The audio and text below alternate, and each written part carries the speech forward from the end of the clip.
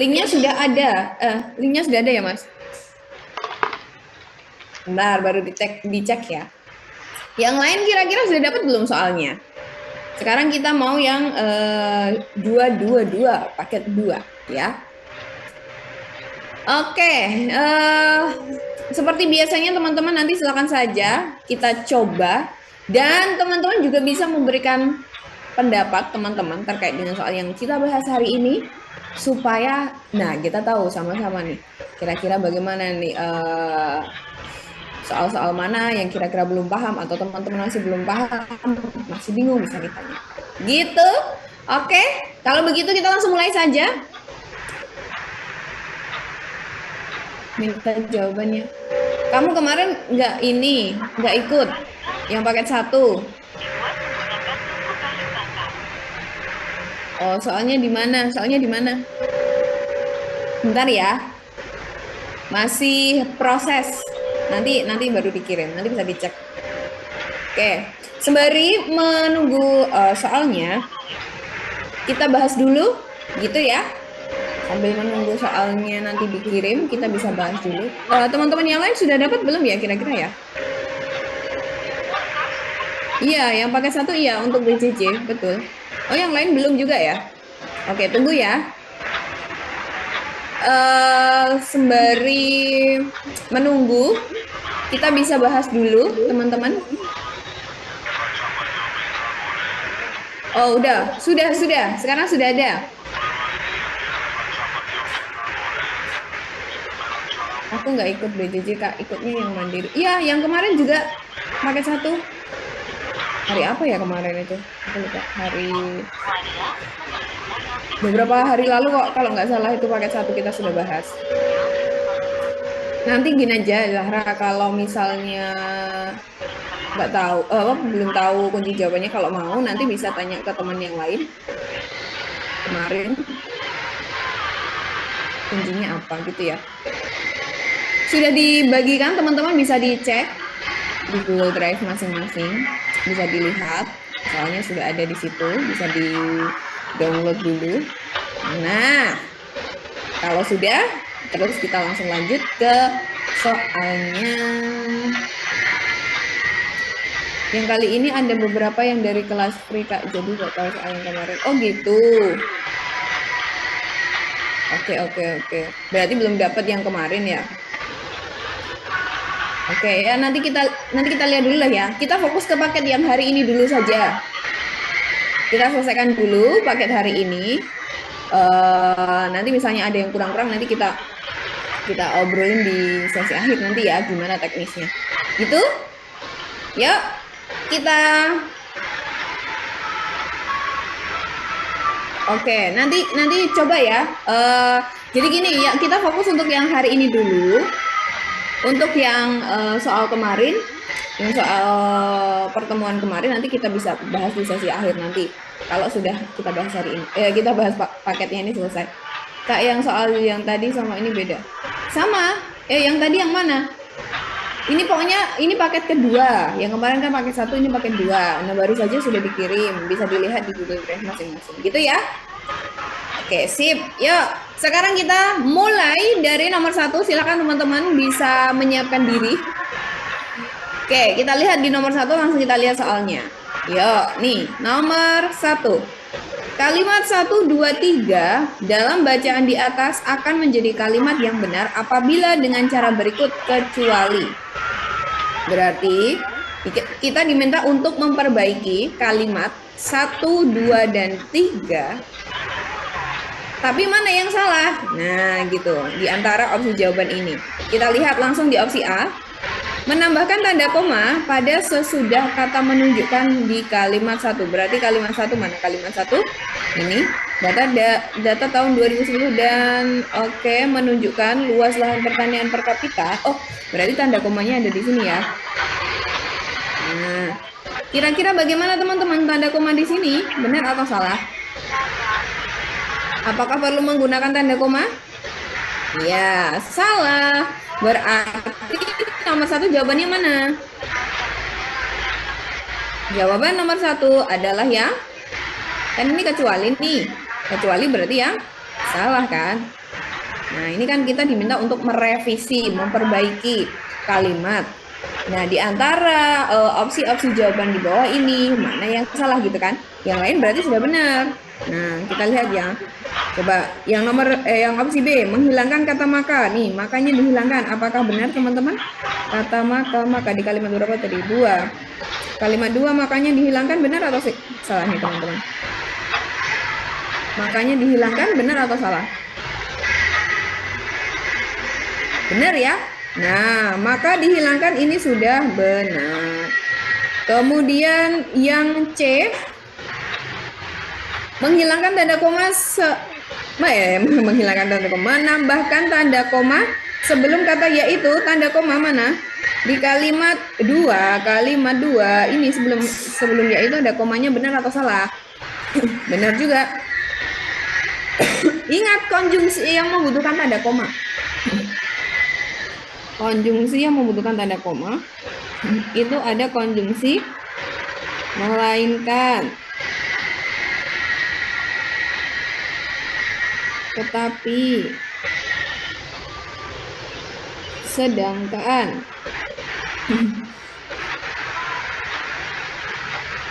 yakni, yaitu. Nah, jadi kalau misalnya ada kata atau ada konjungsi kalimat perincian yaitu, maka dia diberikan tanda koma sebelumnya. Nah, seperti itu. Nah, maka dari sini kita bisa melihat yang salah adalah yang A. Kita lihat satu lagi. Menghilangkan kata maka di kalimat 3. Kalimat 3 ini kalimat 3 dari data ini, maka harus dihilangkan, benar. Ini sudah benar. Kemudian mengubah penulisan kata hektar. Nah, ini menjadi hektare juga sudah benar. Konjungsi kopula bukan, Mbak. Konjungsi kopula. Ini sebenarnya konjungsi setara sih. Ini kan pertentangan ya. Ini kalau misalnya membutuhkan tanda koma itu untuk konjungsi setara. Ini kalau ini kan konjungsi ya sebenarnya. Nah, kalau ini kan ada kalimat perincian juga, kalimat perincian dan juga kalimat penjelas. Nah, jadi kalau misalnya ada konjungsi seperti ini, melainkan, tetapi, sedangkan, dia membutuhkan tanda koma. Gitu. Ya. Jadi nomor 1 adalah yang A. Aman ya? Ini yang salah. Ingat. Nah, ini aku mau tulis di sini. Ingat bahwa syaratnya kalimat itu harus punya apa kalimat? Nanti ada sesi SS, yes. Nanti ada sesi SS di 5 menit terakhir sebelum kita tutup, nanti sesi SS ya. Yes, betul. Kalimat itu syaratnya SP, minimal SP. Ya, Rafael benar, SPOK benar. Tapi minimal syaratnya adalah punya subjek dan predikat. Seandainya tidak punya dua ini gimana? Salah. Tidak bisa disebut sebagai kalimat. Tidak punya subjek saja sama, tidak bisa disebut kalimat. Tidak punya predikat, tidak bisa disebut kalimat. Jadi kalimat itu harus punya dua ini.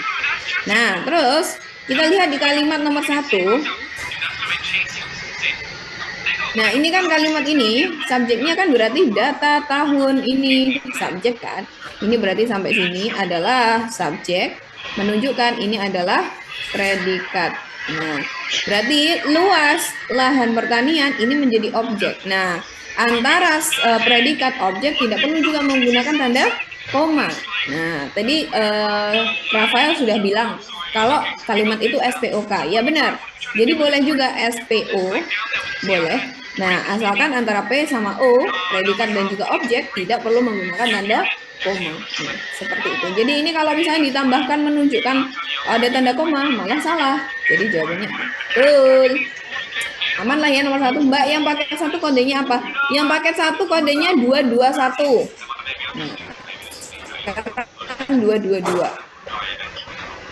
Yuk, sekarang kita lanjut ke nomor 2. Oke, sip, aman. Oke, baik. Nah, gini dong, suka aku.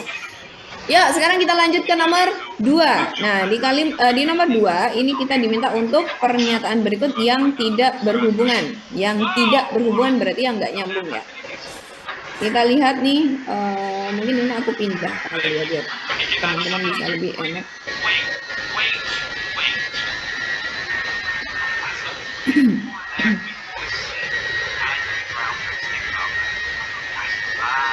Kita lihat Nih, kita lihat ini yang paling tidak berhubungan tadi. Kita lihat yang A. Impor dilakukan untuk menutupi kekurangan kebutuhan hidup tiap penduduk Indonesia. Coba kita lihat ada nggak di informasi di dalam teks. Impor dilakukan untuk menutupi kekurangan kebutuhan hidup tiap penduduk Indonesia. Benar atau salah itu teman-teman? Nah, ada di sini. Ada di kalimat berapa? Coba diperhatikan. Ada di kalimat berapa informasi? Di opsi A itu kita temukan di kalimat berapa? Ayo teman-teman.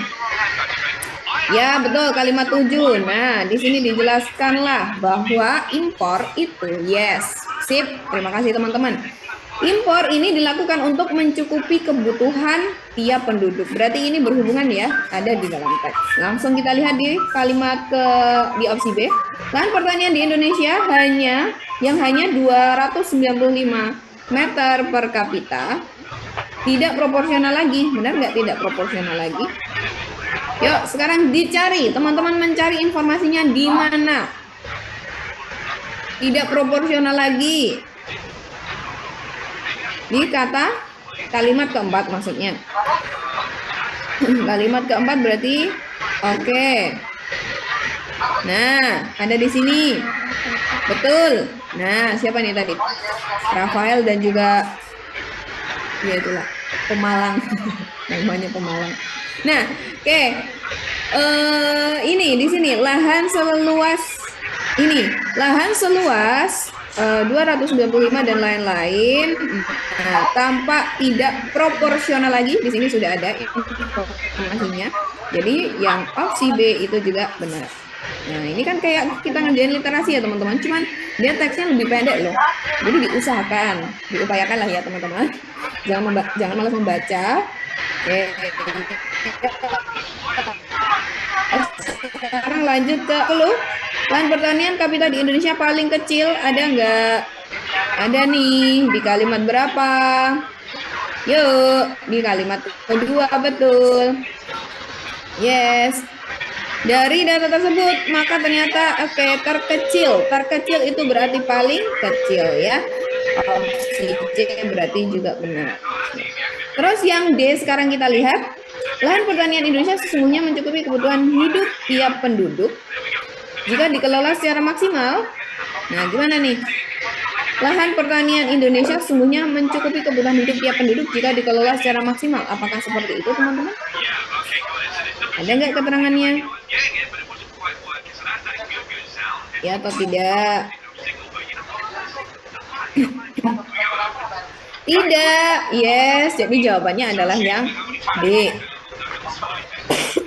Kalau yang E, lahan pertanian 295 meter untuk setiap penduduk Indonesia tidak mencukupi. Ya, benar, ada di sini. Dikatakan kalau, nah ini tadi kan tidak proporsional. Nah, ini tidak lagi mencukupi kebutuhan hidup penduduk sehingga kekurangannya harus selalu diimpor. Jadi di sini dikatakan kalau 295 meter persegi itu tidak lagi mencukupi kebutuhan hidup. Nah, jadi yang tidak berhubungan adalah di opsi D. Aman lah ya sampai nomor 2 nih. Masih mudah lah ya. Oke, lanjut sekarang di nomor 3. Ini pertanyaan yang jawabannya tidak dijumpai dalam bacaan di atas. Tadi sekilas kita sudah baca informasinya itu tentang apa? Tentang luas lahan pertanian di Indonesia yang itu tidak mencukupi kebutuhan pokok semua masyarakat Indonesia atau masyarakat Indonesia. Nah, terus solusinya apa? Dengan impor. Itulah informasi yang kita temukan di dalam teks. Nah, sekarang di kalimat selanjutnya di nomor selanjutnya kita diminta untuk menentukan pertanyaan yang tidak dijumpai dalam bacaan di atas. Nah, teman-teman pilih yang mana? Bagaimana luas lahan pertanian per kapita Indonesia jika dibandingkan dengan negara-negara lain? Ada nggak jawabannya? Ada nggak yang A? Ayo, 222 orang harus semuanya. Harus jawab dong, ayo harus diramein dong ini. Ada nggak informasinya? Ada dong, dibilang apa tadi? Terkecil. Nah, yes, betul. Berarti dia ada, berarti benar. Berarti kita bisa menemukan pertanyaannya ada di dalam teks. Terus, yang kedua, opsi B, berapa luas lahan pertanian Indonesia pada tahun 2013? Coba kita cek, ada nggak tahun 2013 nih? Ada. Tahun 2013, lahan pertaniannya ini 7.780 sekian. Oke, berarti ini ada juga. Apa yang dilakukan Indonesia untuk mencukupi kebutuhan hidup tiap penduduk akibat kurangnya hasil impor? Tadi apa yang dilakukan dengan apa? Dengan impor. Berarti ada juga ya. Yes, betul. Anissa dan Dwi Gita. Betul. Lanjut sekarang di opsi D. Lahan seluas 295 meter persegi bagi tiap penduduk Indonesia digunakan untuk apa? Ada juga ini disebutkan di sini. Digunakan untuk apa saja? Nih, digunakan untuk berbagai usaha seperti pangan, sayur mayur, buah-buahan, semusim, dan lain-lain. Nah, jadi ada di situ. Berarti jawabannya adalah yang E. Mengapa luas lahan pertanian bagi tiap penduduk Indonesia paling sempit? Kalau ada mengapa berarti harusnya jawabannya apa teman-teman? Alasan. Nah, kalau alasan itu nanti ada karena titik gitu ya. Nomor 2 ini. Nomor 2 ini. Tenang saja, nanti kalau misalnya ketinggalan SS-nya, nanti di sesi akhir akan ada sesi SS juga. Tenang saja ya. Ini nomor 2. Sudah ya? Aku lanjut ya. Nanti tenang saja di sesi akhir ada SS. Teman-teman bisa screenshot nanti di 5 menit terakhir ya. Tenang saja. Oke. Yuk, sekarang lanjut ke nomor 4. Di nomor 4 ini ada teks baru.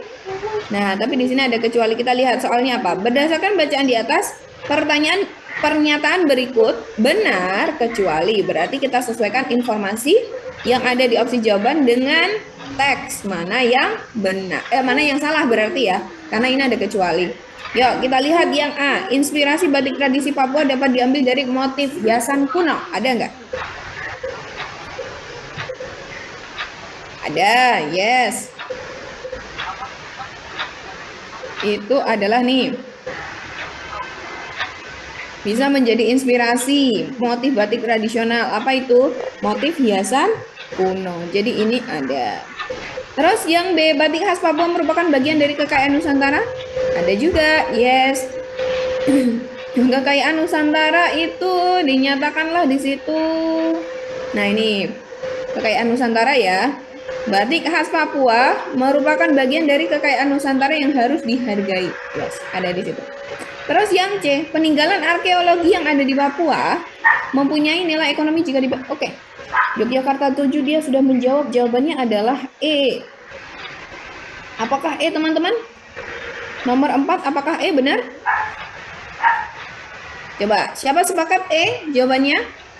Benar nggak ini dikatakan? Lukisan kulit kayu yang indah dan unik merupakan cenderamata khas Papua yang banyak diminati oleh turis mancanegara. Turis mancanegara disebutkan nggak di situ? Tidak. Ada sih lukisan kulit kayu ini, tapi dia tidak membahas tentang mancanegara. Kita lihat, selain batik, motif etnik Papua dapat dituangkan menjadi lukisan kayu yang indah dan unik. Di situ tidak menyebutkan tentang turis mancanegara yang menyukai atau dia menaruh minat terhadap lukisan kulit kayu. Jadi benar jawabannya yang E. Terima kasih Yogyakarta 7. Nah, ini sih di sini berarti ini tadi benar, ini benar ya. Ini semuanya bisa dilihat di teks. Teman-teman bisa langsung lihat saja, semuanya sudah ada di teks. Nah, ini misalnya kayak di nilai ekonomis yang C ya, ini ada nih. Nah, tidak hanya bernilai budaya tapi juga menguntungkan secara ekonomi. Terus yang Asmat, dia Serui, Tobati dan Sentani ada juga di sini. Nah, terus udah ya. Udah semuanya ada. Yang tidak ada hanyalah di opsi E. Oke, aman lah ya. Sampai nomor 4 masih gampang lah ya dibandingkan dengan literasi kemarin ini. Oke, aman lah. Bisa ditemukan lah ya teman-teman. Informasinya masih gampang lah ya. Ya, sekarang kita lanjut ke nomor 5. Di nomor 5 itu ada apa? Simpulan. Simpulan itu berarti apa? Biasanya dia tersirat. Kita menyimpulkan sendiri. Nah, beda dengan ide pokok atau kalimat utama. ide pokok, ide atau gagasan utama, gagasan pokok itu sama. Nah, biasanya kalau misalnya kita mau mengidentifikasi namanya ide pokok, gagasan utama, gagasan pokok, kita bisa melihat dari apa? Kalimat utama. Di kalimat utama kita akan menemukan apa yang dibicarakan di dalam teks atau di dalam paragraf dari kalimat utama. Nah, makanya kalau yang namanya ide pokok itu tersurat karena ada informasi yang di kalimat utama. Tapi kalau namanya simpulan kita tersirat, berarti kita menyimpulkan gitu loh informasi apa yang disampaikan di dalam teks atau di dalam paragraf. Nah, caranya gimana? Kita bisa memilih opsi jawaban kira-kira mana yang bisa menyeluruh dari teks yang dibahas di sini. Jadi bisa membahas atau bisa mencangkup keseluruhan isi teks. Nah,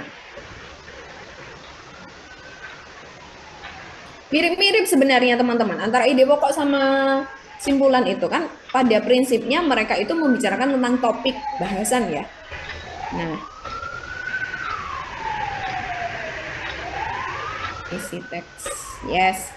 Oke, Anissa sudah kirim jawabannya. Nah, ada nggak yang sepakat dengan Anissa? Coba boleh teman-teman berikan pendapat teman-teman nih. Oke, Nina saya boleh. Ada lagi nggak yang sependapat dengan Anissa dan juga Nisa dan juga Nina? Ini sepakat jawabannya A. Yang lain gimana nih? 200 orang ini, ayo dong guys. Ayo, kita ramaikan nih kolom chatnya ya. Boleh sambil makan, sambil kita lihat-lihat soalnya, kita ramaikan juga kolom chatnya. Oke, oh ternyata ada yang beda nih. Oke, boleh. Kita lihat ya, coba sih. Ada yang E, ada yang A. Kita lihat. Visi pendidikan nasional belum menyebabkan perubahan berarti dalam dunia pendidikan kita. Kalau yang visi pendidikan masih dijadikan sebagai sarana komunikasi politik sesaat. Kita lihat di dalam teks. Visi mulia pendidikan dalam konstitusi seperti kata-kata kosong tanpa makna. Visi pendidikan hanya menjadi bumbu retorika penguasa. Visi pendidikan diperdebatkan dan menjadi bahan diskusi tetapi tidak mengubah apapun. Kebijaksanaan sistem pendidikan selalu berubah tanpa arah karena tersandra oleh berbagai kepentingan non-pendidikan. Rakyat tetap menjadi objek pendidikan, bukan subjek penelitian. Subjek pendidikan. Nah, kita lihat nih secara keseluruhan informasinya apa dan terwakili dari opsi jawaban yang mana.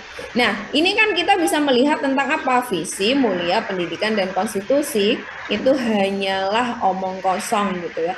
Hanyalah sesuatu yang menjadi angan-angan tanpa ada realisasinya. Nah, bahkan kadang juga nih ada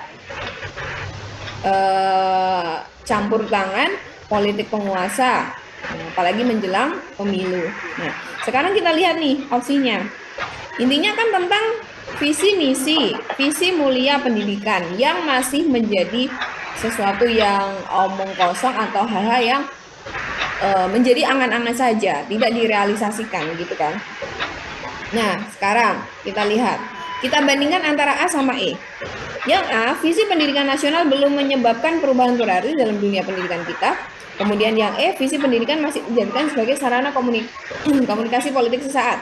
Di antara dua opsi jawaban itu, mana yang bisa mewakili keseluruhan isi teks? Coba. Karena kalau misalnya kita bandingkan yang B, ini jelas enggak, karena dia hanya mewakili salah satu informasi saja. Yang C, pasal-pasal UUD ini tidak kita temukan, pasal-pasal UUD. Sistem pendidikan belum menetapkan subjek pendidikan sebagai pribadi yang mandiri, ini juga sama. Nah, di B, C, D ini adalah kalimat penjelas. Jadi ada di teks itu ada, tapi dia hanya mewakili salah satu informasi saja di kalimat penjelas.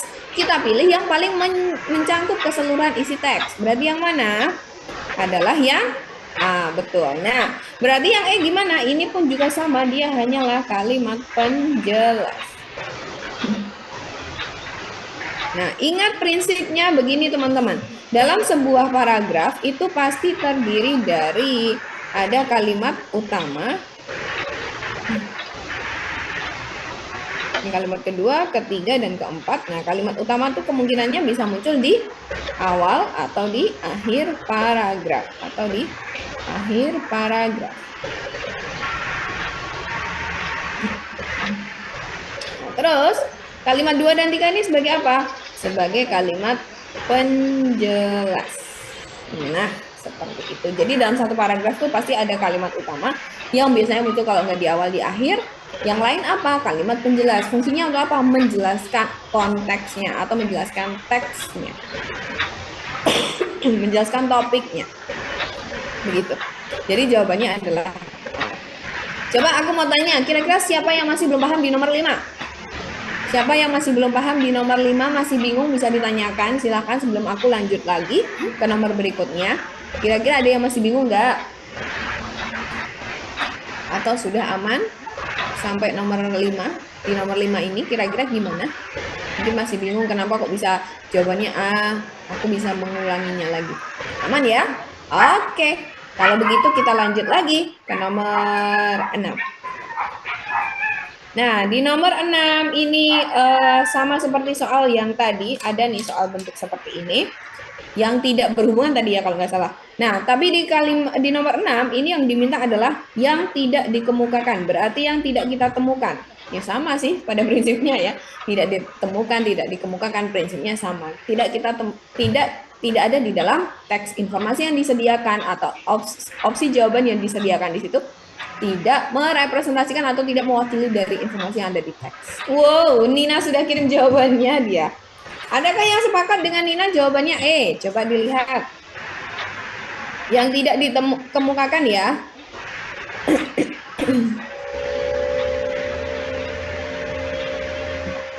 Kira-kira yang mana? Ayo yang lain kira-kira. Coba sih kita lihat ya satu-satu nih di opsi A. Sejarah kolonial mengungkapkan bahwa janji pemberian kemerdekaan dari negeri penjajah tidak dapat dipercaya begitu saja. Tidak dapat dipercaya begitu saja. Apa itu pemberian? Janji pemberian kemerdekaan dari negeri penjajah. Ada nggak sih di situ? Nah, ada saatnya janji memberikan kemerdekaan yang tidak meyakinkan siapapun. Nah, berarti ada di teks. Benar, berarti ya. Yuk, sekarang yang B. Sejarah kolonial menjelaskan bahwa politik perbedaan perlakuan tidak memiliki pijakan yang kuat. Tidak memiliki pijakan yang kuat. Ada atau tidak? Ada, jelas. Di kalimat berapa? Kalimat 1. Yes. Nah, diskriminatif ternyata rapuh. Sejarah kolonial menunjukkan bahwa politik yang diskriminatif ternyata rapuh. Yang C, sejarah kolonial menunjukkan bahwa pemberian penghargaan terhadap kelompok-kelompok tertentu pada akhirnya dapat memelihara keseimbangan. Gimana kalau yang C? Sejarah kolonial menunjukkan bahwa pemberian penghargaan terhadap kelompok-kelompok tertentu pada akhirnya dapat memberikan penghargaan. Pemberian penghargaan, ada nggak pemberian penghargaan terhadap kelompok-kelompok tertentu pada akhirnya dapat memelihara keseimbangan? Ini tadi kan ngomongin tentang diskriminatif. Diskriminatif itu terjadi latar belakangnya kenapa? Karena adanya ketidakseimbangan. Itu makanya diskriminatif, ya kan? Yang satu dianggap lebih tinggi, lebih unggul, yang lainnya dianggap jauh lebih rendah atau jauh di bawah. Nah, seperti itu namanya diskriminatif. Jadi tidak seimbang. Lah, berarti yang C gimana nih? Sejarah kolonial menunjukkan bahwa pemberian penghargaan terhadap kelompok-kelompok tertentu pada akhirnya dapat memelihara keseimbangan. Berarti gimana? Nah, jadi ya, kita simpan dulu yang C, kita bandingkan dengan yang lain. Yang D, sejarah kolonial menjelaskan bahwa malapetaka akan tidak terelakkan apabila terjadi pemaksaan untuk mengakhiri perlawanan dengan senjata. Nah, ini ada nih. Pengorbanan perlawanan terhadap mereka yang masih mau diajak berdamai sama saja dengan mengundang bencana. Oke, ada juga. Yang E, sejarah kolonial mengungkapkan bahwa di antara penjajah dan terjajah terdapat sebuah ruang yang mempertemukan mereka. Sejarah kolonial mengumumkan bahwa di antara penjajah dan terjajah terdapat sebuah ruang yang mempertemukan mereka. Kira-kira apakah seperti itu, teman-teman? Ada nggak? Coba, ini teman-teman di antara Kan ini ada beberapa teman yang pilih E. Ada C dan juga ada E. Menurut teman-teman mana yang tidak dikemukakan?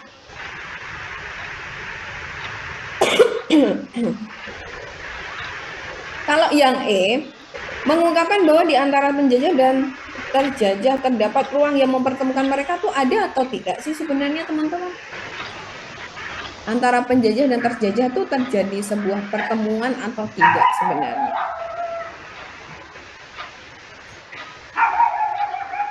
Ada dong, kan?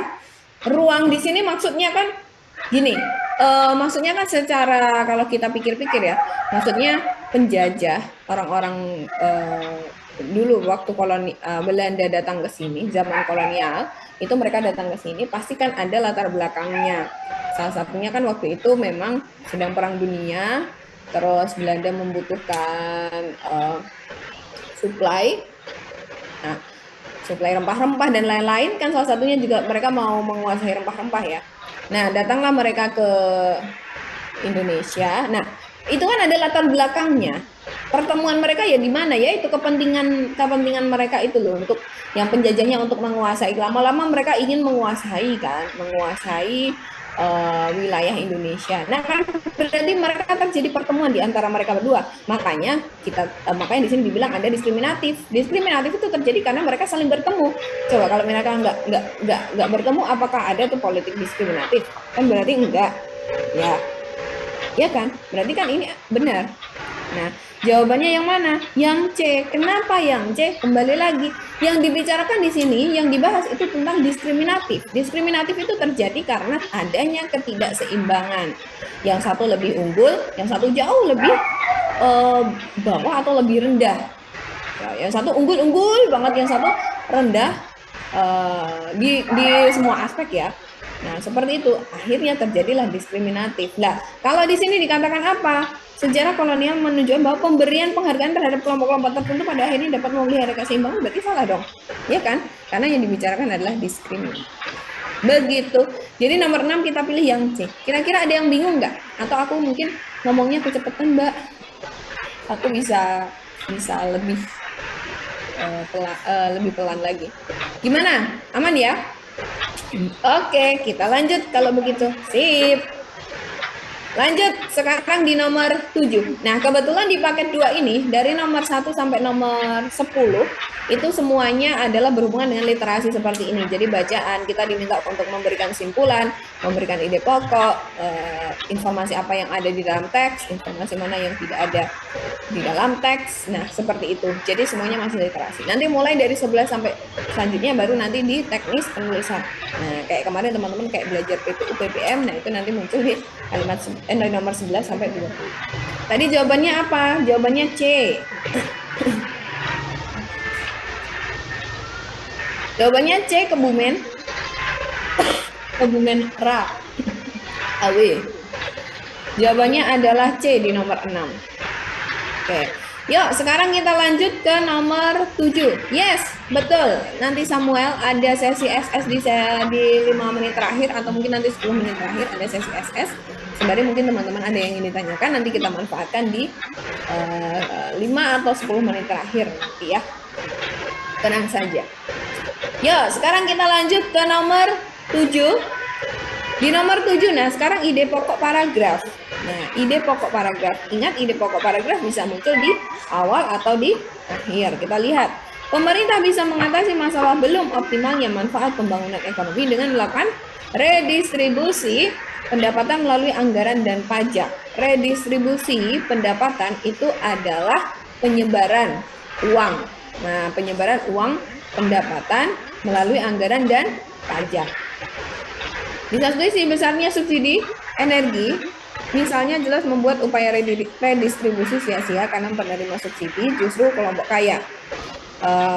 Ini dijelaskan juga, pemerintah harus menaikkan anggaran infrastruktur yang masih rendah untuk membuka kesempatan kerja. Dengan demikian, pemerintah harus menerapkan pajak progresif yang tinggi untuk kepemilikan properti dan mobil.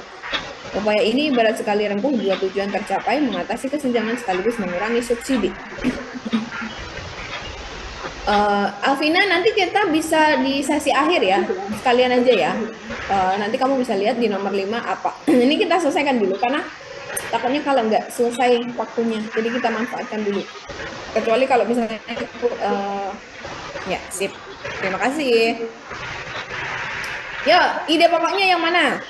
Kita lihat, dengan demikian pemerintah harus menerapkan pajak progresif yang tinggi untuk kepemilikan properti dan mobil. Upaya ini ibarat sekali rangkum dua tujuan tercapai, mengatasi kesenjangan sekaligus mengurangi subsidi. Nah, ini di sini.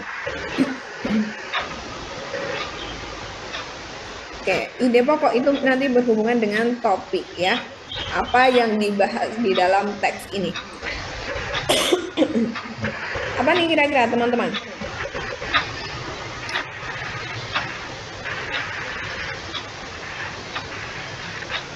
Kira-kira yang mana?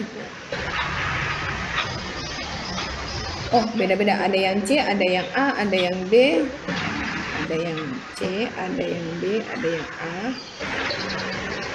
Oh, ini salah ya. Oh, ini langkah mengurangi subsidi juga salah.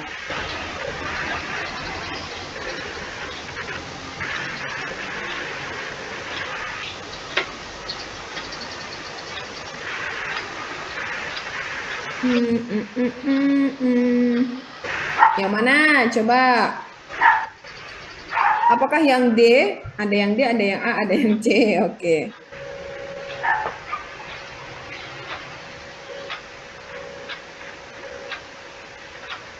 Kalau upaya redistribusi ini agak salah, agak salah. Salah ya kalau yang upaya redistribusi itu. Upaya usaha redistribusi. Nah, ini kan sebenarnya yang dibahas di sini itu bukan tentang redistribusi kan? Ya kan? Redistribusi di situ apa sih dia? Ini loh, mengatasi masalah belum optimalnya manfaat pembangunan ekonomi dengan melakukan redistribusi. Jadi redistribusi itu bukanlah sebagai topiknya. Kalau sebagai topiknya berarti harusnya secara keseluruhan di sini kita bisa menemukan tentang redistribusi itu bentuknya seperti apa, kemudian implementasinya seperti apa, kemudian bagaimana efeknya dan lain-lain. Nah, ingat, yang namanya ide pokok itu adalah topik. Apa sih yang dibicarakan di dalam teks ini? Tentang apa? Nah, seperti itu. Berarti yang D kita coret, E kita coret, B kita coret. Nah, sekarang A atau yang C? Yang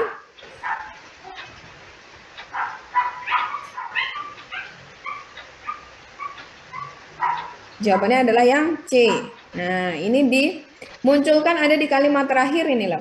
Dengan demikian pemerintah harus menerapkan pajak progresif yang tinggi untuk kepemilikan properti dan mobil. Upaya ini berat sekali rengkuh dua tujuan tercapai, mengatasi kesenjangan sekaligus mengurangi subsidi. Jadi di sini kita bisa mengetahui kalau penerapan pajak progresif itu nanti ditujukan untuk apa? Salah satunya ini mengatasi kesenjangan. Kemudian apalagi?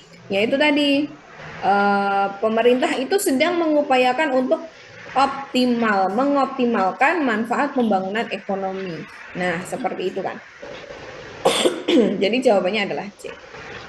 Gitu ya, teman-teman ya. Lanjut sekarang di nomor 8. Di nomor 8 ini ada isi pokok paragraf. Nah, isi pokok paragraf itu sebenarnya sama juga dengan ide pokok, mirip-mirip. Nah, kita lihat nih. Faktor resiko yang berhubungan erat dengan kanker kolon atau kanker yang menyerang usus besar adalah gaya hidup. Nah, dari sini saja kita bisa mengetahui apa yang dibahas itu berarti tentang kanker kolon atau kanker yang menyerang usus besar. Berarti harusnya ada kanker kolonnya. Nah, ini berarti kalau yang C ini salah. Karena dia bukanlah isi pokok paragraf. Nah, kalau isi pokok paragraf itu berarti yang sama, mencangkup keseluruhan isi teks.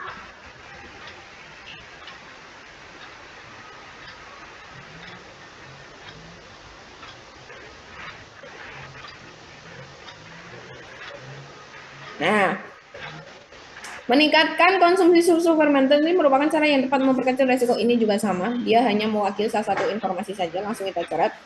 Kanker kolon yang merupakan penyakit di dunia dapat dicegah. Nah, ini dapat dicegah. Apakah itu salah juga? Nah, sekarang antara A atau yang B, jawabannya adalah B, mencangkup keseluruhan isi teks. Kita lihat, kanker kolon yang diakibatkan oleh faktor gaya hidup dapat dicegah dengan cara meningkatkan konsumsi serat makanan. Kita bisa melihat di sini tentang kanker kolon atau kanker usus besar itu yang latar belakangnya itu dipengaruhi oleh gaya hidup. Terus dijelaskan juga di sini. Nah, pencegahannya caranya gimana? Dengan mengonsumsi serat makanan prebiotik, probiotik yang dikenal masyarakat. Nah, jadi di sini tuh ada yang memang secara garis besar yang dibahas itu tentang kanker kolon atau kanker usus besar. Nah, intinya kan tentang itu. Yang mencangkup keseluruhan isi teks hanyalah di opsi B nih. Ada di sini tentang kanker kolon diakibatkan apa? Oh, gaya hidup dapat dicegah dengan apa? Mengonsumsi makanan, meningkatkan konsumsi serat makanan. Ada semua informasinya di dalam teks. Jadi bukan hanya mewakili salah satu informasi saja, tetapi secara keseluruhan. Begitu. Jadi nomor 8 adalah B. Lanjut, sekarang di nomor 9. Di nomor 9 ini ada pada paragraf di atas terdapat penggunaan kata ulang yang tidak tepat, yaitu kata apa? Penggunaan kata ulang yang tidak tepat. Coba teman-teman, ini di sini aku tandai ya. Ada pemuda-pemuda, terus membagi-bagikan, terus ada tokoh-tokoh, anak-anak, kegiatan-kegiatan. Mana yang salah? Ini gampang. Ayo. Wah, sekarang sudah 256 orang loh yang bergabung di sini. Mantap banget nih. Siang hari ini ramai sekali. Dan masih tambah lagi sekarang 257. Ya dong. Nah, gini dong. Ramai kan aku jadi senang nih. Oke. Boleh. Sip. Sip. Sip. Aku mau tanya nih, kebanyakan di sini teman-teman tuh menjawab kalau nggak kalau nggak A, E. Aku mau tanya kenapa jawabannya A? Ini kan berarti yang tidak tepat berarti yang salah. Kenapa kok teman-teman menjawab A? Berarti ada yang salah. Kalau yang E, kenapa kok jawab E? Berarti ada yang salah. Alasannya apa? Karena udah ada kelompok. Oke. Berarti apa tuh kalau oke, sudah ada kelompok jamak. Oke, karena kalau udah ada kata kelompok nggak perlu diulang. Kelompok udah jamak. Yes, betul ya. Teman-teman betul semuanya. Jadi di sini sudah ada kelompok, sudah ada pemuda-pemuda. Keduanya ini maknanya adalah jamak. Jadi tidak perlu dua-dua. Kalau ada dua begini dia tidak efektif, maka harus kita hilangkan salah satunya. Boleh bilang kelompok pemuda, boleh, atau ini kita coret nih. Pemuda-pemuda yang tergabung dalam itu bisa. Atau kelompok pemuda, begitu ya. Jadi jawabannya adalah. Nah, kalau yang gimana kegiatan-kegiatan itu gimana Mbak? Kita lihat, anak-anak yang memadati wilayah itu pun sangat antusias menyaksikan kegiatan-kegiatan itu. Kegiatan-kegiatan itu kira-kira maknanya apa ini? Kegiatan-kegiatan itu maksudnya apa ya kira-kira ya? Berbagai kegiatan. Banyak kegiatan, betul ya, berbagai kegiatan. Kegiatannya lebih dari satu, yes. Kegiatannya yang dilaksanakan, yes, betul ya. Jadi kegiatannya tuh banyak, tidak hanya satu. Maka kalau di sini dikatakan kegiatan-kegiatan itu berarti dia sudah benar untuk menunjukkan bahwa oh ternyata di sana tuh banyak kegiatannya. Boleh bilang kegiatan-kegiatan itu. Gitu ya. Jadi nomor 9 adalah ya A. Nah, ini mulai nomor 10 ini kita sudah masuk ke kalimat baku. Ada sesi SS, ada. Tenang saja Nurul Fadila. Nanti di sesi akhir ada di 5 menit terakhir atau 10 menit terakhir nanti kita sesi SS. Nah, makanya ini karena waktunya tinggal 45 menit, sedangkan kita soalnya masih banyak, kita upayakan untuk selesai dulu ya. Oke, aku mau menjelaskan dulu tentang kalimat baku, teman-teman. Kalimat baku tuh sebenarnya sama juga, hampir sama dengan atau prinsipnya tuh sama dengan kalimat efektif. Apa saja jelas. Yang pertama harus punya subjek dan predikat, itu harus wajib hukumnya. Ada berapa soal Mbak? Ada 30. Nah, ini kita baru 10, makanya kan masih lama kan. Makanya kita upayakan untuk bisa selesai siang hari ini. SP. Nah, terus apa lagi? Yang kedua adalah kita lihat ejaannya sudah benar atau belum. Ejaan itu nanti teman-teman lihat acuannya dari KBBI. Kemudian dilihat tanda baca. Tanda bacanya sudah benar atau belum. Kemudian huruf kapital. Nah, terus apa lagi? Huruf miring. Nah, ini semuanya penggunaannya sudah benar apa belum perlu diperhatikan. Terus yang ketiga apa? Tidak boros kata, jelas. Tidak boros kata itu jelas harus diperhatikan ya. Terus yang keempat apa lagi? Yang keempat adalah tidak ambigu atau bermakna ganda.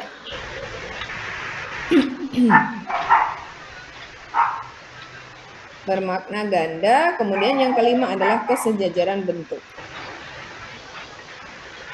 Nah, ini prinsip dasarnya.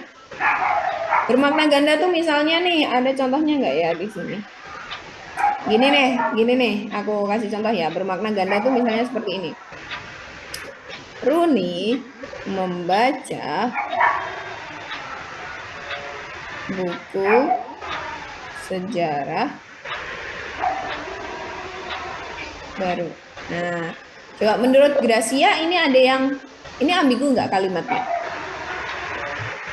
Ambigunya di bagian mana? Kalau ambigu di bagian mana? Coba dilihat. Kira-kira ambigu atau enggak ya? Barunya, oke, sejarah baru. Nah, ini kan jadi ambigu. Runi membaca buku sejarah baru. Nah, baru di sini untuk siapa? Bisa buku sejarah yang baru, bisa buku yang sejarahnya baru. Yes. Nah, jadi barunya ini untuk siapa? Untuk sejarahnya kah atau untuk bukunya?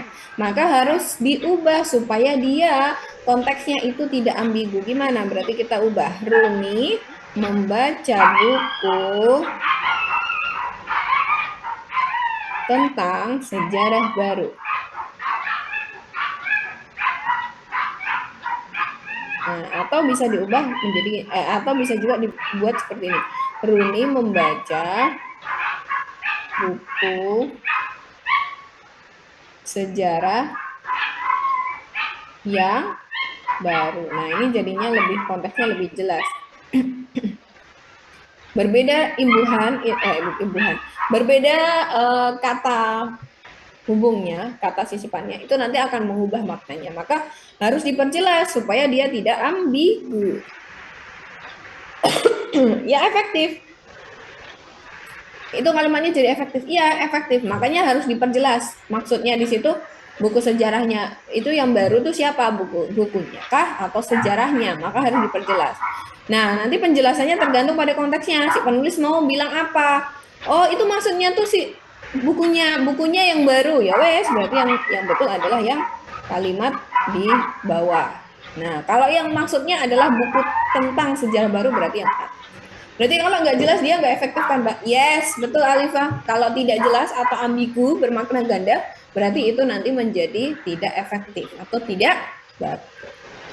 Ya, kita kembali lagi ke soal tadi. Nih, nomor 10. Ini yang baku. Kita lihat di opsi A. A kira-kira baku atau tidak? Nih, baku nggak kalau begini? Adalah merupakan. Yes. Adalah merupakan tidak baku, betul. Yang B, banyak pulau-pulau, tidak baku juga, banyak pulau-pulau, yes. Terus yang C, yang C gimana nih? Baku tidak. Ingat syaratnya kalimat tadi harus punya apa? Subjek dan predikat. Lah ini nggak punya apa dia? Tidak punya subjek, tidak punya predikat. Nah, ini berarti salah juga. Kenapa? Karena ini diawali oleh berdasarkan. Harusnya kalau diawali oleh berdasarkan keterangan diri. Nah, ini loh. Nah, tadi siapa yang tanya ya tadi di atas? Ambigu tuh gimana? Nih, contohnya kayak di opsi C ini. Dia kan ambigu. Ambigunya bagian mana? Ambigunya di bagian mana? Ini. Yang tidak memenuhi syarat itu siapa? Perusahaannya kah? Atau direkturnya? Nah, kan jadinya ambigu. Maksudnya siapa nih yang tidak memenuhi syarat? Karena itu dua konteks yang berbeda loh, antara direktur sama perusahaan industri tekstil, ya kan? Maka harus diperjelas dengan menggunakan tanda koma. Nah, komanya di mana? Tergantung pada si penulis dia maksudnya tuh mau ngomongin siapa. Kalau ngomongin direkturnya berarti nanti di sini berdasarkan keterangan direktur perusahaan industri tekstil itu tidak memenuhi syarat. Nah, atau begini, berdasarkan keterangan direktur perusahaan industri tekstil itu tidak memenuhi syarat. Itu bisa. Nah, makanya harus diperjelas ya. Jadi yang B itu salah. D jelas salah. D jelas salah. Kenapa? Karena ini diawali oleh dengan itu termasuk kata keterangan. Kalau ada kata keterangan di awal atau preposisi ya dia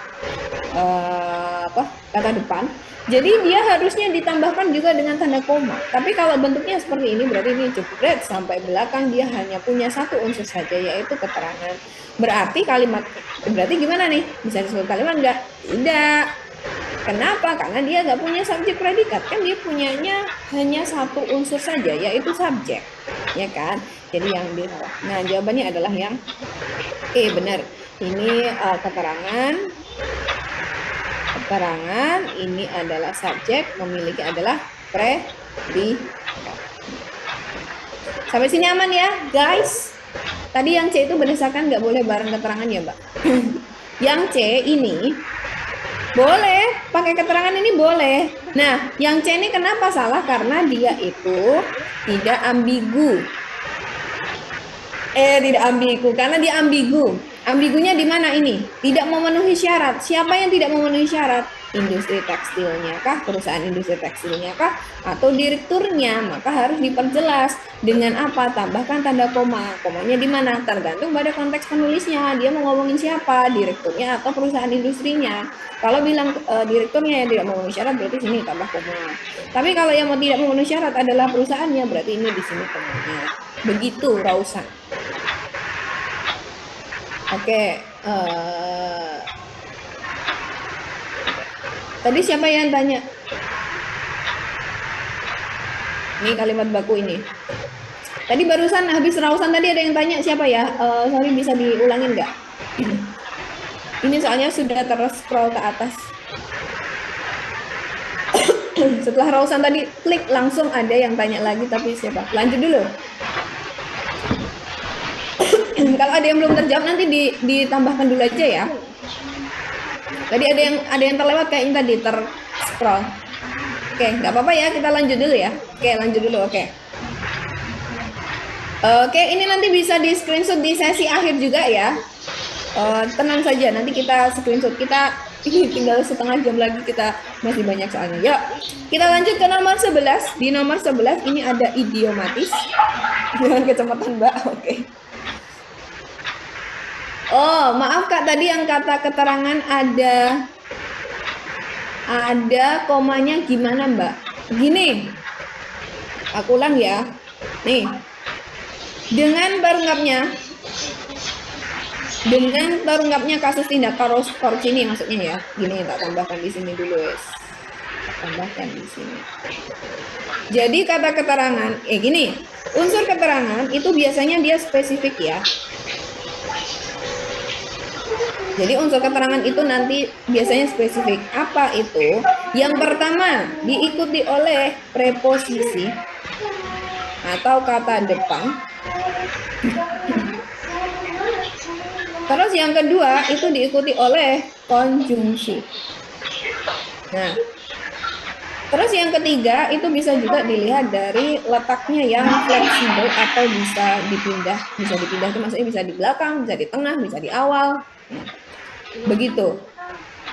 Preposisi, kata depan, konjungsi, fleksibel atau mana suka. Jadi bisa dilihat juga dari letaknya, bisa dipindah-pindah. Nah, preposisi itu apa? Ada di, ke, dari, pada, kepada.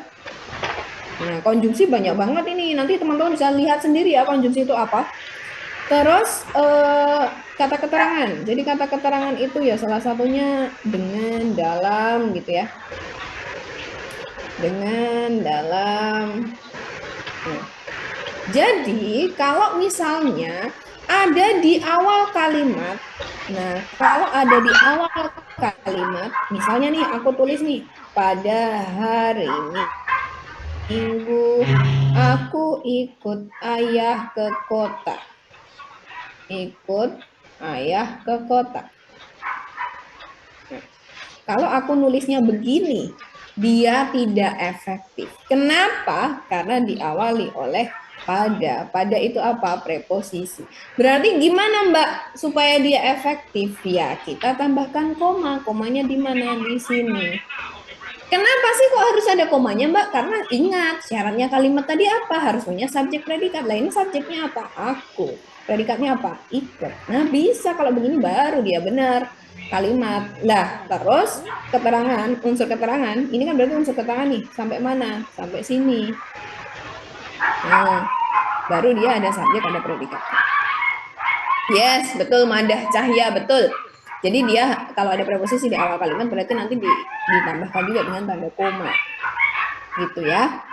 Kalau berdasarkan menurut dan lain-lain itu masuk kemana Mbak? Nah, kalau berdasarkan menurut itu kan dia adalah, coba dilihat dari imbuhannya saja, dia itu kan bentuknya verba. Nah, kalau verba di awal kalimat, apalagi verba aktif, itu harus ditambahkan tanda koma. Berarti nanti dia jadinya unsur keterangan. Nih, misalnya begini. Kembali lagi prinsip dasarnya adalah subjek predikat ya. Subjek itu adalah nomina. Biasanya kebanyakan nomina. Ada juga yang verba. Tapi yang pasti yang namanya subjek itu mereka selalu bertindak sebagai pelakunya. Nah, terus kalau predikat gimana? Predikat itu merujuk pada aksi atau tindakan. Nah, makanya itu ya, nanti screenshot di akhir, betul ya. Tenang saja. Aksi atau tindakan, nah makanya untuk menunjukkan itu aksi, kita bisa pakai bentuknya verba. Verba itu apa sih? Kata kerja, namanya saja kata kerja, berarti menunjukkan apa? Menunjukkan aksi. Biasanya ada yang bentuk asli. Bentuk asli itu maksudnya gimana? Ya, dia itu dari aslinya, kata itu bentuk asli, kata dasarnya itu sudah verba. Misalnya apa? Mandi, tidur, makan, jalan, lari, itu semua adalah verba. Nah, tapi ada juga yang dicirikan dengan imbuhan. Nah, imbuhannya apa? Me, ber, di, tar. Me sama ber ini adalah verba aktif. Di sama tar ini adalah verba pasif. Nah, terus gimana tadi kalau ada berdasarkan? Nah, kalau ada berdasarkan, titik misalnya ya. Nah, karena ini adalah bentuknya kan aktif nih teman-teman. Kalau aktif begini, berarti dia kan jadi predikat nih. Nah, berarti kan nggak bisa nih di awal karena predikat aktif itu pasti di sini butuh subjek. Kan nggak bisa nih kalau begini, nggak efektif kan? Berarti kita supaya efektif ini kita kasih di sini koma, baru di sini subjek, baru di sini predikat, begitu. Termasuk juga menurut. Nah, cuman kalau misalnya bentuknya pasif itu boleh. Misalnya bentuk pasif boleh, misalnya gimana? Diketahui bahwa misalnya ini boleh kalau bentuknya pasif itu boleh di awal karena kan pasif. Nah ini boleh, ini predikat baru ini subjek itu boleh. Tapi kalau predikatnya aktif itu nggak bisa, dia butuh subjek. Begitu. Paham ya maksudnya? Paham ya, Rausan? Aman ya? Oke, yuk sekarang kita lanjut dulu. Berarti yang tadi sudah ya, nomor 10E. Kita lanjut dulu sekarang di nomor 11. Silahkan kalau ada yang mau tanya langsung saja ya. Ini aku bahas di nomor 11. Tadi ada yang ke scroll lagi. Jadi kalau ada yang belum terjawab bisa chat lagi. Ya, sekarang nomor 11. Ini adalah ada makna idiomatis. Makna idiomatis itu adalah makna konotatif atau bukan sebenarnya. Atau kiasan. Mana kira-kira? Yes, jelas. Jawabannya adalah B. Tidak perlu aku jelasin, sudah cukup jelas ya. Kambing hitam ya. Oke. Yes, betul. Kambing hitam sudah jelas. Yang lain bisa dilihat ini semua maknanya sebenarnya ya. 12. Kalimat baku lagi. Yuk kita lihat. Ingat, subjek predikatnya juga harus dipertimbangkan. Kemudian tadi ejaannya. Oh, tadi ada yang tanya ejaan tadi ya, kalau nggak salah ya. Kalau ada keterangan di depan tapi aktif harus dikasih koma ya Kak.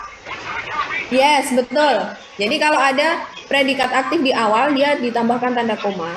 Karena kalau predikat aktif itu berarti butuh subjek. Tapi kalau pasif tidak perlu karena kalau pasif itu nanti apa?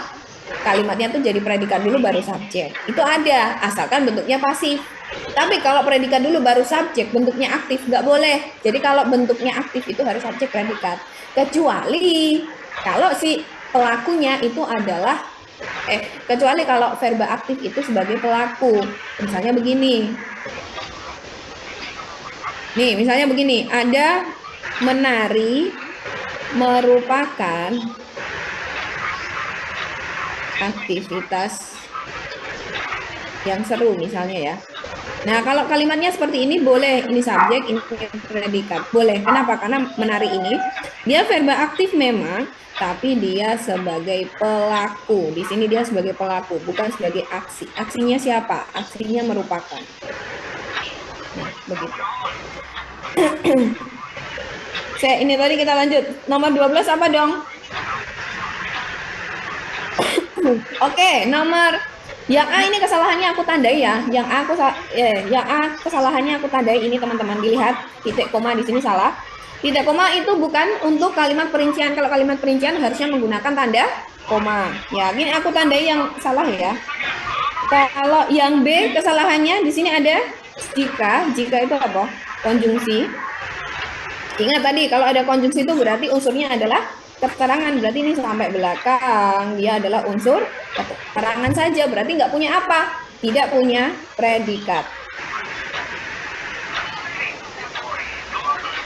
Terus, nah ini kalau ini jelas agak supaya apa pemborosan. Nah jadi jawabannya adalah yang D benar, yang E itu ada agar supaya lagi, gitu ya. Yes, oke.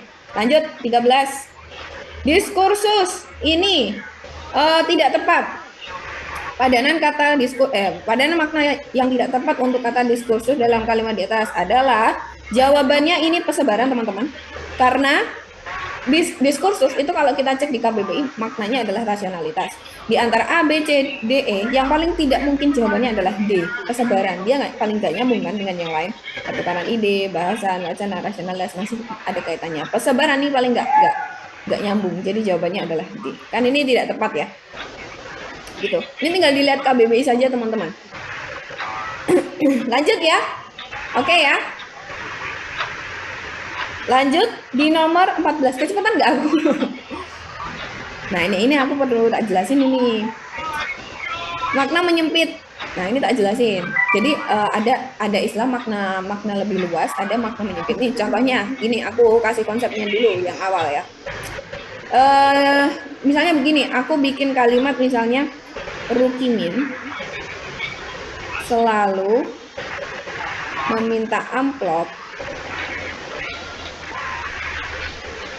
kepada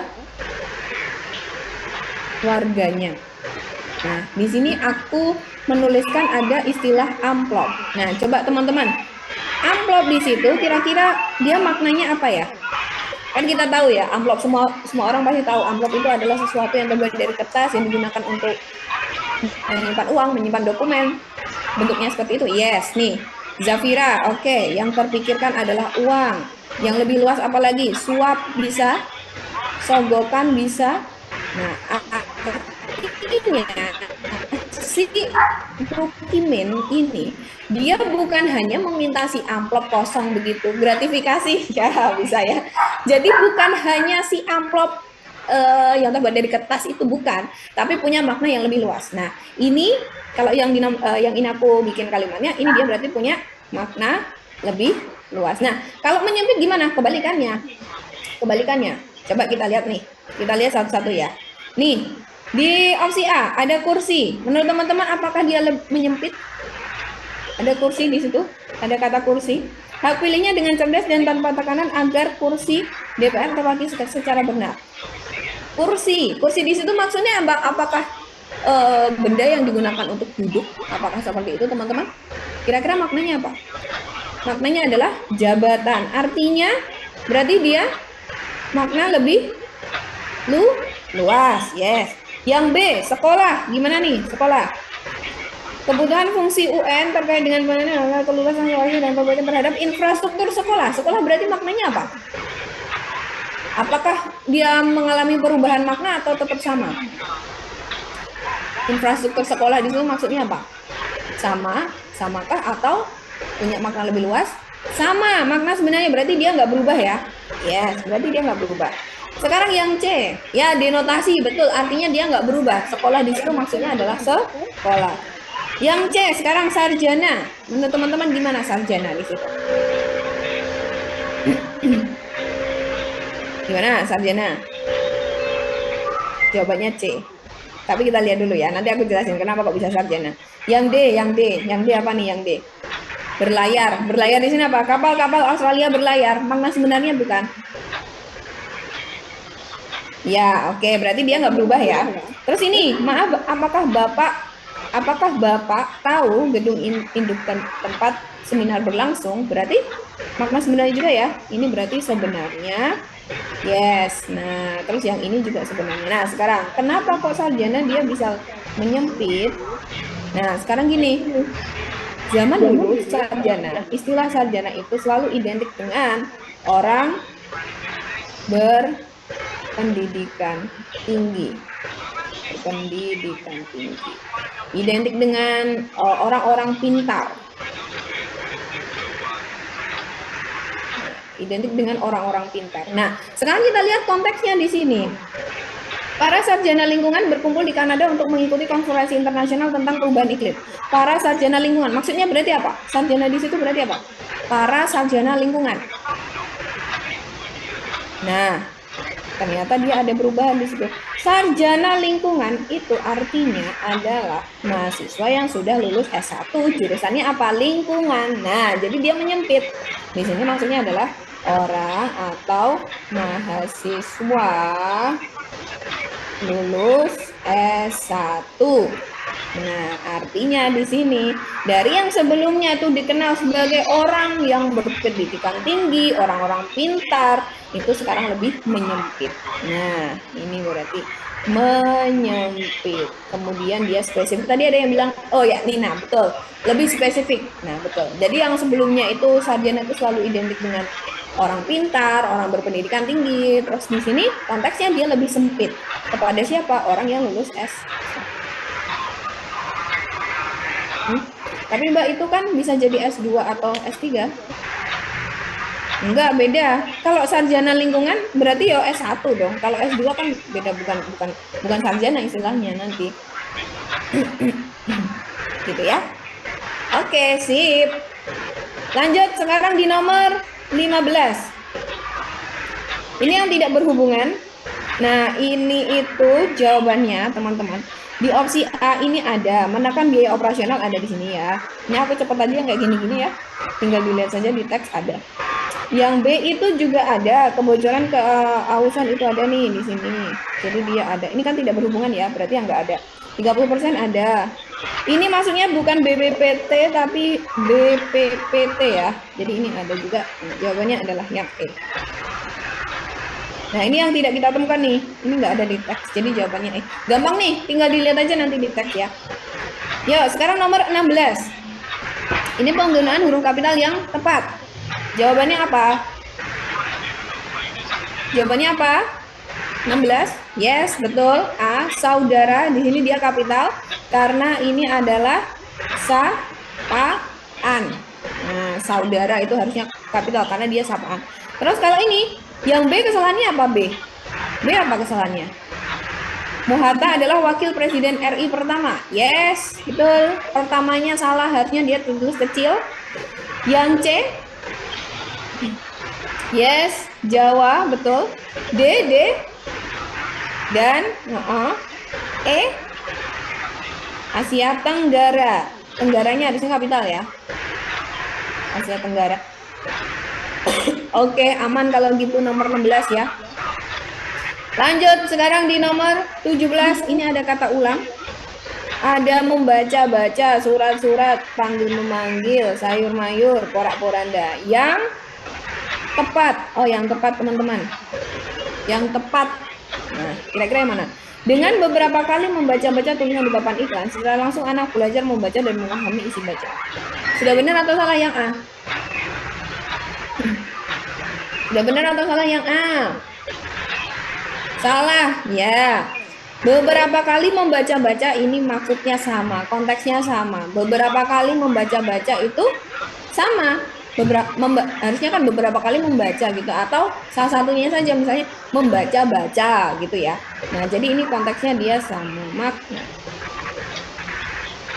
Ini juga sama, di sini sudah ada banyak surat-surat. Nah, ini surat-surat ada banyak, dia nggak efektif ya.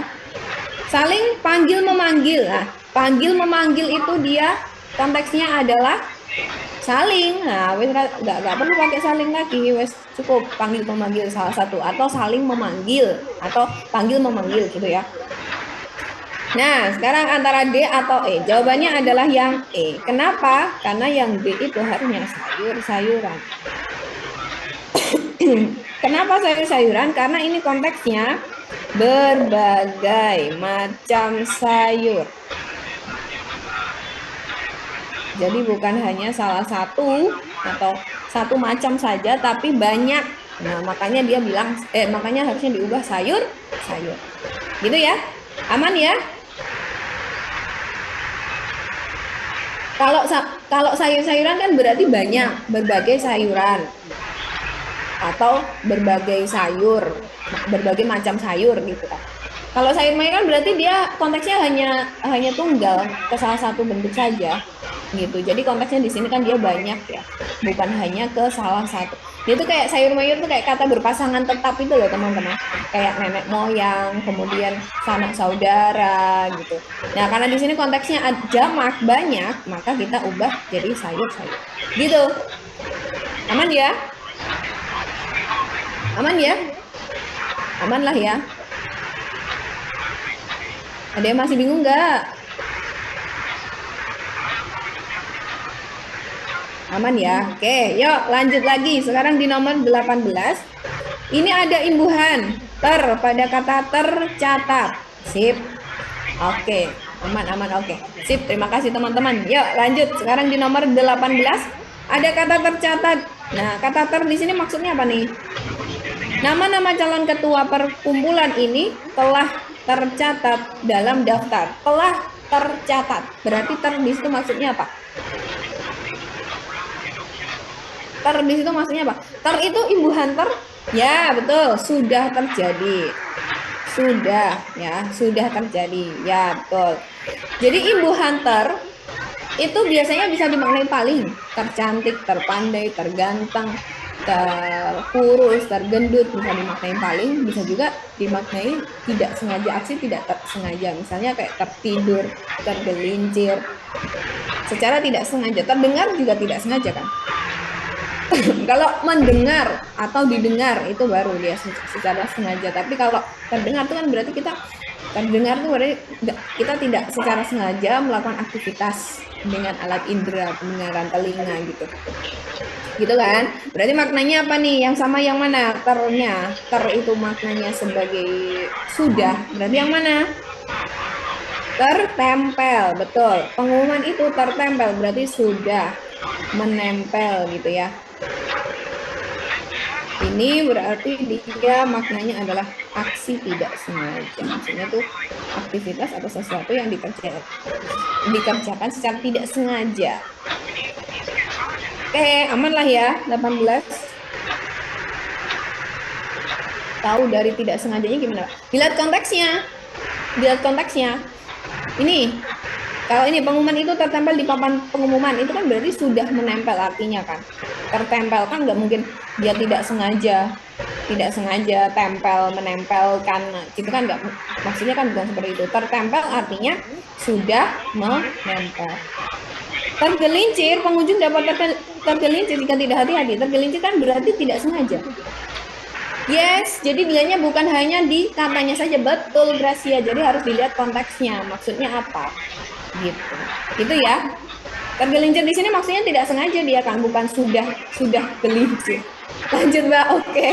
Yo, 19 sekarang.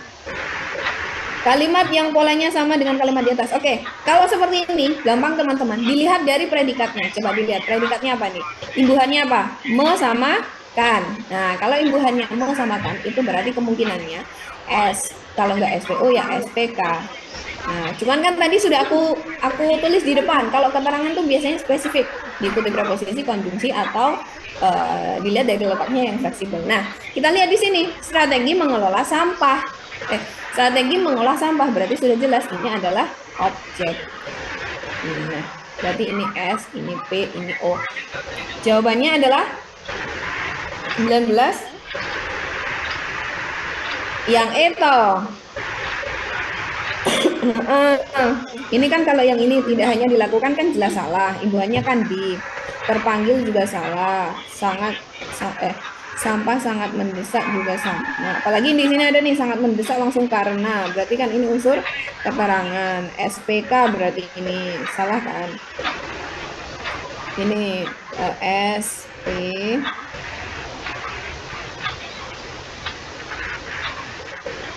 kontainer penimbun sampah akan ditambah kemudian. Ini kita lihat I menyediakan ini kan sudah jelas ini SPO K. Nah, ini kan juga sama ada kan-nya. Nah, ini sebenarnya aku bilang gini. Jadi ini kan yang dilihat adalah pola kalimatnya. Jadi dilihat sebenarnya untuk mengidentifikasi sebuah pola kalimat itu cara mudahnya kita lihat dari predikatnya. Imbuhannya apa? Nah, yang DSPO SPOK juga, cuman karena kita pilih ya, karena di sini pakai menyiapkan dan di sini menyediakan. Ini kan ada nih sedang menyiapkan, pemerintah sedang menyiapkan strategi mengelola sampah di berbagai. Oh, ini ada ini teman-teman. Oh, ini ada sehingga, ini kan ada lagi agar. Ini kan nggak ada. Ini kan langsung di sekitar rumah warga langsung kan. Ada konjungsi lagi nih loh. Di unsur keterangannya dia ada konjungsi lagi. Ini ada sehingga, ini ada agar, maka yang sama adalah yang E. Gitu ya. Aman ya guys? Lanjut dulu. 20. Kalimat yang tidak baku. Ini gampang. Jawabannya A. Kenapa? Ini. Di mana? Karena di mana itu untuk kata tanya. Ya. Yuk lanjut lagi. 21. Kalimat baku. Kalimat bakunya di nomor 21 itu adalah yang A. Ini mempertahankan dibutuhkan berarti salah. Dia nggak punya subjek, tidak punya subjek. Kemudian cepetan Mbak. Nggak ada predikatnya, ada. Ini ada membuat predikat, ini subjek. 20 tadi yang benar gimana Kak? Yang benar itu yang Jai. Saya tak ulang, kok yang Sah. Yang A, ini loh, di mana? Ini kan kalimat yang tidak baku. Kalimat yang tidak baku kan jelas, jawabannya adalah A. Jadi di sini ada kata di mana itu untuk kata tanya, maka dia nggak baku, karena di mana itu untuk kata tanya. Jadi kalau diletakkan di sini kan dia bukan kalimat tanya ini. Indonesia dengan penduduk 250 jiwa, di mana mereka tinggal tersebar di pulau-pulau Indonesia gitu.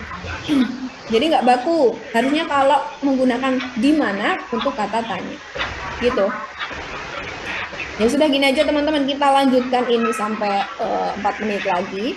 Selesainya nanti yang belum selesai kita bisa lanjut di pertemuan berikutnya gitu ya. Kan tinggal 5 soal lagi. Ya. Oke, saya ini tadi nomor 21 yang A ya. Kira-kira nomor 21 gimana? Ada nggak yang masih bingung? Nih, aku kasih tanda. Ini kesalahannya. Berarti dia tidak punya subjek predikat. Terus tidak ada kaitannya halo matahari sehingga, ini ada sehingga berarti tidak punya subjek predikat juga.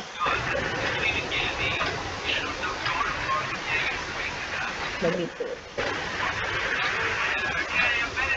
Oke, gitu ya. Lanjut dulu di nomor 22. Oh, ini gampang nih. Tinggal dilihat saja nomor 22 itu jawabannya D, teman-teman. Ini tinggal dilihat saja informasinya, dicek saja.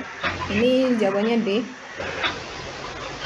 23 ini isi paragrafnya jelas, ini di kalimat pertama sudah disebutkan di sini.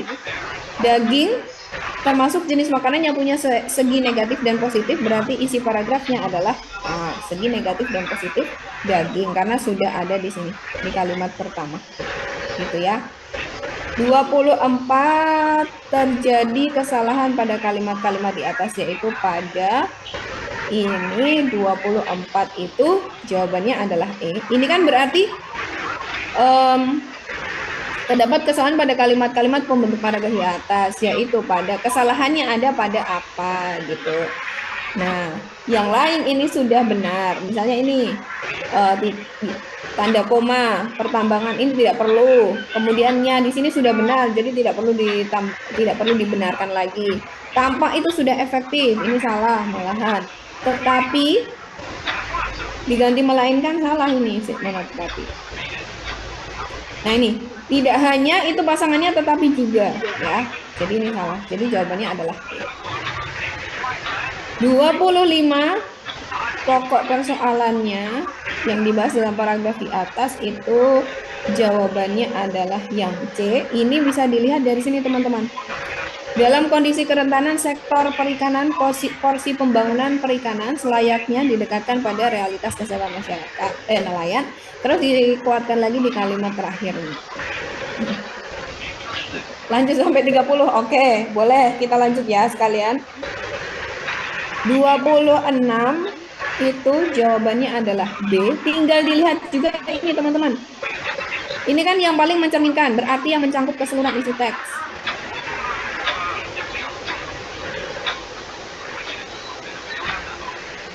Isi teks. Nah, ini yang dibahas di sini itu tentang mafia hukum, tentang mafiosonya. Jadi dilihat saja.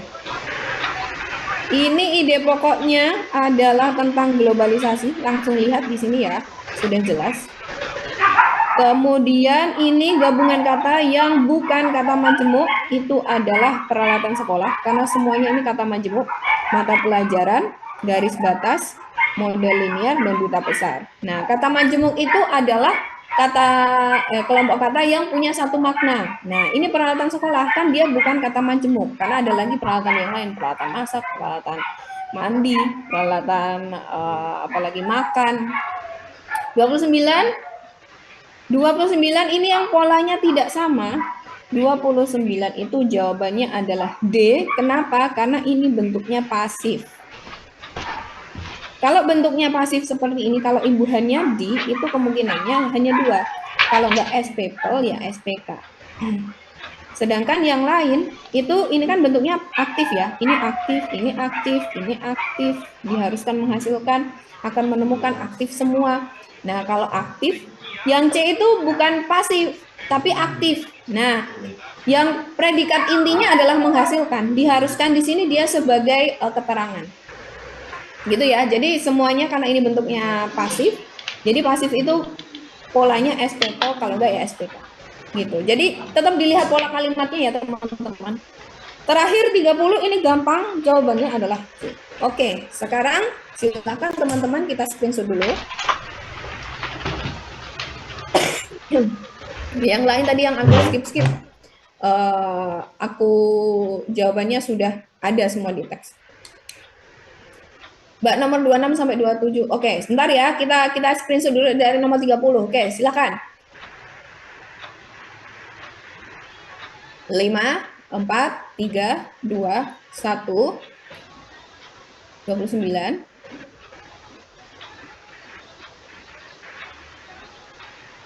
5, 4, 3, 2, 1. 28. 5, 4, 3, 2, 1. Ya, 30C, betul. 30C, betul. 27, 26, karena ini ide pokok, tinggal dilihat saja ide pokok itu tadi di kalimat utama. Nah, ini kan sudah jelas ide pokoknya. Kalimat utamanya apa? Tentang globalisasi. Berarti itu ide pokoknya. Gitu. Siapa tadi yang tanya? Ya. Jadi ini karena ide pokok itu kan berarti berhubungan dengan topik kalimat utama. Jadi langsung kita lihat kalimat utamanya apa, yang dibahas tentang apa. Gitu ya. 5, 4, 3, 2, 1. 26. 26 ini tinggal dilihat saja. Yang nomor 26 tinggal dilihat saja mana yang paling berhubungan secara keseluruhan. Mana yang mewakili keseluruhan isi teks, mencakup keseluruhan. Kayak yang tadi loh. Kayak yang sebelumnya tadi menentukan simpulan. Nah, kayak gitu. 29 tadi jawabannya D. 29 D. Cepat ide pokoknya. Ya mirip-mirip soal UTBK, bahkan malah teksnya lebih pendek kan di sini.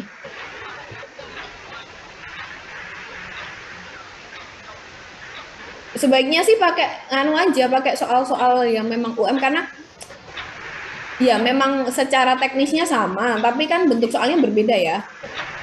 Ide pokok itu pokoknya kita lihat kalimat utamanya. Kalimat utama tuh bisa di awal atau di akhir. Berhubungan dengan topik bacaan. Apa yang dibahas di dalam paragraf tersebut. Gitu.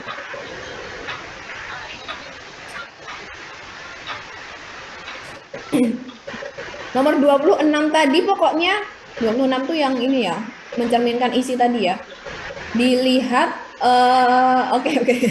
Dilihat ininya saja secara keseluruhan mana yang mewakili keseluruhan isi teks gitu. 22 ini. Oke, 2728 tadi jawabannya A sama C, Alvina. 2728 A sama C. 21 sudah? 5, 4, 3, 2, 1. 20. 5, 4, 3, 2, 1. Yes, betul Akbar. Kalau Ibu hanya di predikat pasif itu kemungkinannya SPO sama SPK. 21, 22 itu A sama D. 21, 22 itu A sama D. 23 A. 18. 5, 4, 3, 2, 1. 17. 5, 4, 3, 2, 1. 16. 5, 4, 3, 2, 1. 15. 5, 4, 3, 2, 1. Ini teorinya tadi. 5, 4, 3, 2, 1. 14. 5, 4, 3, 2, 1. 13. 5, 4, 3, 2, 1. Teorinya 5, 4, 3, 2, 1. 12. 5, 4, 3, 2, 1. 11. 5, 4, 3, 2, 1. 5, 4, 3, 2, 1. 5, 4, 3, 2, 1. Teorinya ini. Tadi yang mau teorinya. 5, 4, 3, 2, 1. Sama-sama. 22D, benar. Benar Zahra. Zahra yang ini. 5, 4, 3, 2, 1. 10. Nomor 25C. 5, 4, 3, 2, 1. 9. 5, 4, 3, 2, 1. 8. 5, 4, 3, 2, 1. 7. 5, 4, 3, 2, 1. 6. 5, 4, 3, 2, 1. 24 itu E. Taskia, 24E. 5, 4, 3, 2, 1. 5, 4,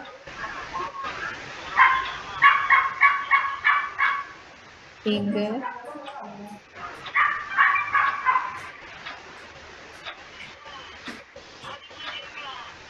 2, terakhir 1.